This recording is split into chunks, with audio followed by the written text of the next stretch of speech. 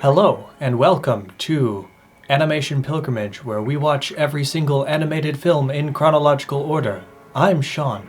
Whoa, you're giving me all different kinds of vibes right now. I'm Tennille. And we watched Fantastic Planet. Oh, I see what you're doing. It is a film from E.G. Trinka Studios from Czechoslovakia and France.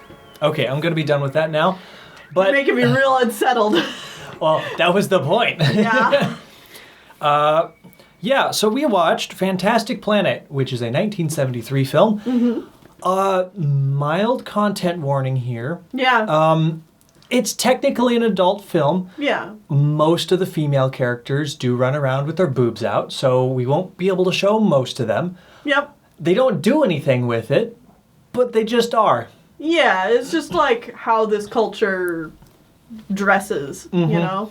Also, there is quite a bit of violence and death, and it's just kind of a thing that happens. Again, kind of like the boobs. It's just like, it's there. It's a thing that happens.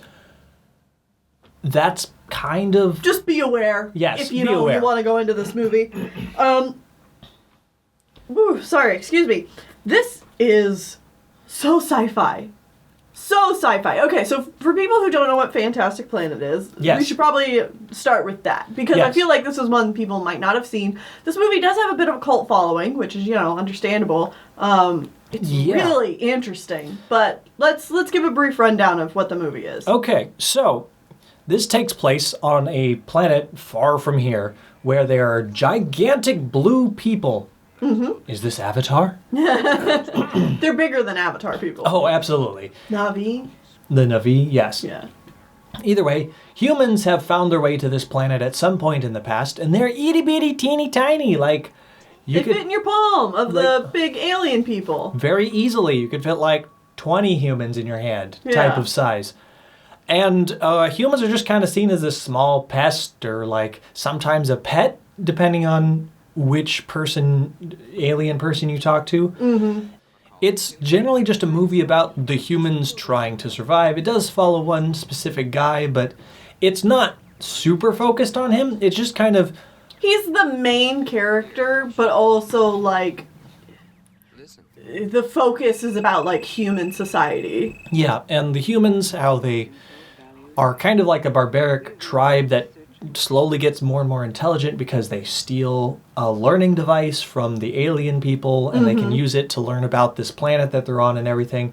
Eventually, like, they're able to rise up and fend off the aliens, and they build rocket ships and they go to the Fantastic Planet, what the movie is named after, because they're trying to get away from the other people that keep trying to kill them with, like, bug repellent and stuff like that. Yeah, because the aliens are kind of divided on, like...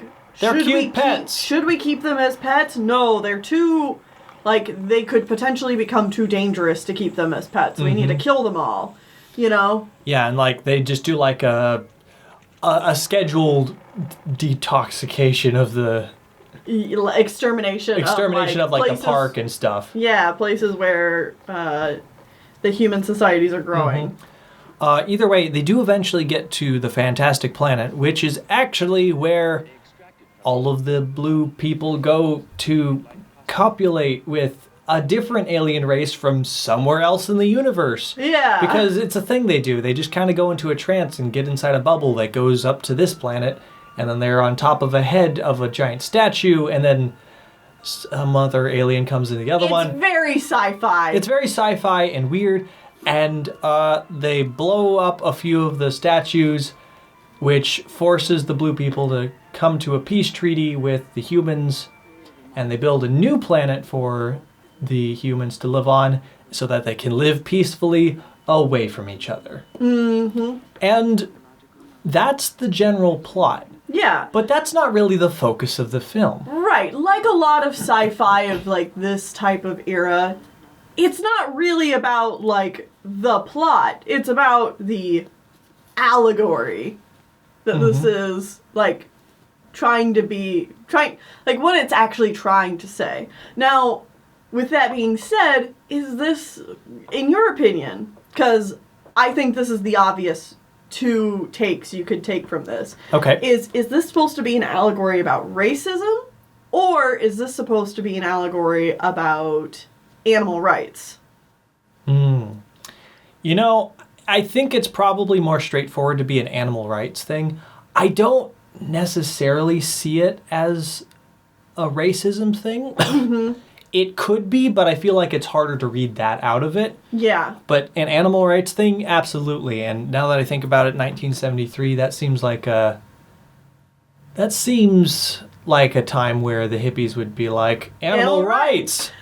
But at the same time, the book that this is based off of, was written in 1957. So that would be definitely more civil rights era time. Yes. However, this book is also a French book that it's based off of, Hommes en série, which, like, I don't know. Like, I don't know what French culture would necessarily be up to at that point in time. So, true. I think it's very easy to read either allegory, but I agree with you. I think it's a lot stronger to make a case for it being an animal rights story versus a civil rights, you know?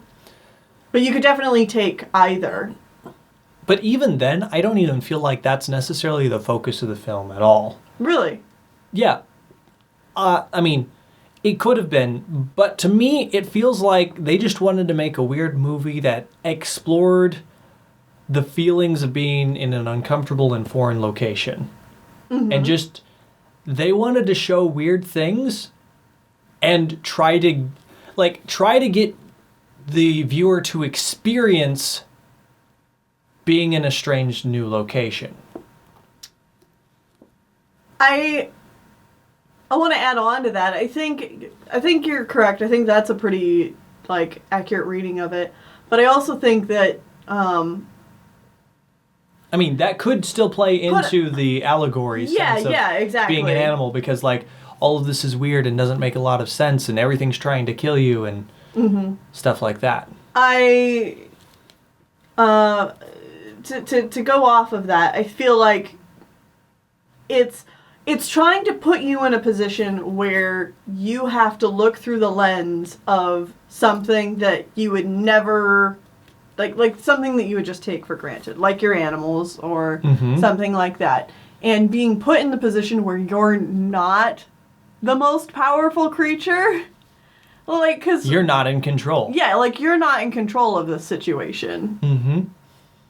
Yeah. For my notes on this film, I just, I want to say this movie is very bizarre and slightly uncomfortable all the way through it, but that adds to the uniqueness and, coolness of the movie. I don't know, this movie's just kind of cool. But it also makes you, slightly uncomfortable the whole time you're watching it.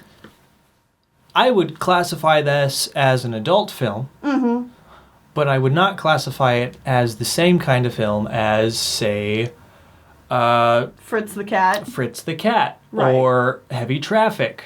Yeah. Both of which are adult... Lowest common denominator adult films. I don't even know if lowest common denominator is, the correct way to classify that. Because lowest common denominator would be, there would be more fart and poop jokes and stuff like that. I don't know. Hear me out. I mean, I still think they're edgelord films of ooh, we're gonna be adult and we're gonna just revel in the gross and awfulness of humanity and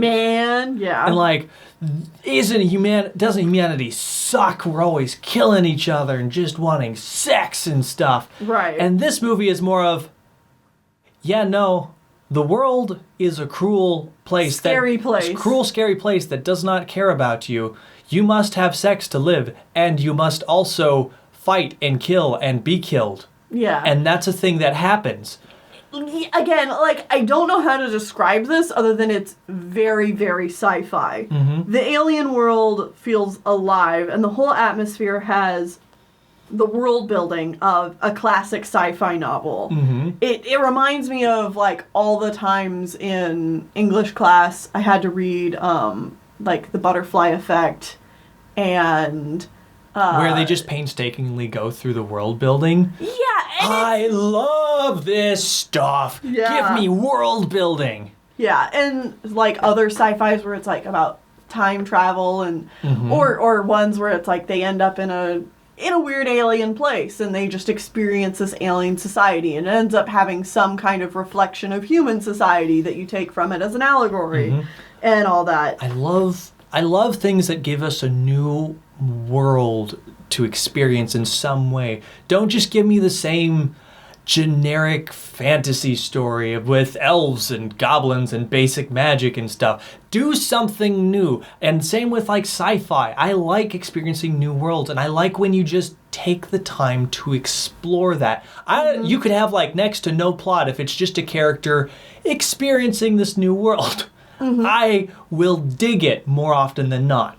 Well, and I feel like that's what makes me keep coming back to just saying like this is very sci-fi, is the fact that it introduces you to this world, but it never explains it. No. It never explains it, and I love that about this genre, is that it puts you in here. It's not going to quote unquote hold your hand and be like, well, the people are blue and super tall because a comet hit their planet, blah, blah, blah. Like, no, there's none of that bullshit. It's just, There's this no is it. explaining like there has been in the last like 10 to 20 years. Drives me nuts when things are unnecessarily explained. Like, I get it, people are really into lore, but sometimes when things are explained, it just ruins the experience of the world building. Like, this is just a place that exists, and this is how the people live in it. Sometimes things are just unexplained, you know? Yep. And I really like that. And also, we got to talk about the art direction of this movie. Oh. The art direction feels like the cover of a sci-fi novel. Yes. Like, And I think that was 100% on purpose, of course. like, it feels so sci-fi. It's so sci-fi. It's just like, and everything's very like stilted animation-wise, but that helps add to the sci-fi-ness of it and the like creepiness of it. On top of that, all of the like lines and like spoken stuff is also very weird and stilted. Mm-hmm. Like even the humans talk in like a very matter-of-fact, and then this is a thing that happened. Right. It's not like we're watching casual. these humans. It's like the complete opposite of the last couple films we've watched, where everything feels very casual and loose and realistic, and this is, no, we are very stiff. Very stiff, and on purpose, because it helps with the strangeness of the world. Right. You don't feel like these characters are putting on a performance for you. Mm-hmm. You are just someone witnessing this story happening. Yes. I like it. Mm-hmm. It's very interesting. And like I said earlier, this movie has a bit of a cult following, which is totally reasonable. Like, Just like, oh yeah, I can see there being a this fan base movie for has been up on some people's like top best animated lists of all time, stuff like that, and like, yeah, I get it. There are a few spots in this movie, if I had to nitpick, that I do wish it had a little bit clearer character motivation and character animation to give the story just a little bit more weight. But like, that's a me thing. I don't necessarily know that would make this movie any better or worse. You know? Mm-hmm. That's just a thing that if I was making this movie, like, I would do things a little differently. But also, I would never make a movie like this. I enjoy watching this kind of stuff, but like, I wouldn't make this thing, you know? Fair. Very fair. And if it isn't clear, I would highly recommend this movie to anybody who's a fan of classic literary sci-fi. Honestly, I'd suggest most everybody try this out once and see what you think of it. 'Cause yeah, so long as you are you like sci-fi at all, like, I would recommend this. If you really hate sci-fi, this is not going to do anything for you. And so long as you're okay with the slight, like, uncomfortable vibe that this gives off, like, I would really recommend this. Yes. Other than that, I just want to say this was directed by Renee Laloux and written by Renee and Roland Topure. Sorry if I said those names incorrectly. And it's based off of the novel I mentioned earlier. And this was done at Iji Trenka Studio as a collaboration between Czech and France. Neat. Yeah. There wasn't a whole lot of other production notes I found on this movie. If you happen to know more about the production, please feel free to leave that below. I would love to hear more. Yeah, absolutely. But super cool, interesting film. Yeah. Like, check it out. Yeah, and next time we are still here in the year of 1973, the one that will never stop. Can't stop, won't stop. And we are watching Once Upon a Time from Italy and Germany. Interesting. I have no idea what to expect. Yeah. See you then. Our planet Yam possesses a single satellite, fantastic planet. We utilize this uninhabited planet for meditation. Yam is divided into several uvas. Two of the uvas, Strom and Yat,